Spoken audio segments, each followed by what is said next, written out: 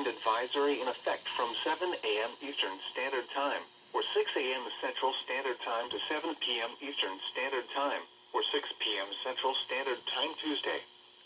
What?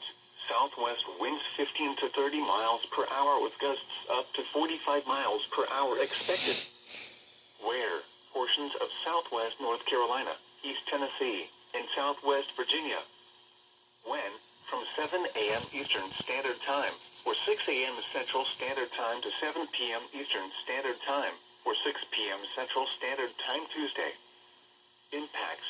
Gusty winds will blow around unsecured objects. Tree limbs could be blown down and a few power outages may result. Winds this strong can make driving difficult, especially for high-profile vehicles. Use extra caution. Secure outdoor objects. The current time is 7:03 p.m. Eastern Standard Time.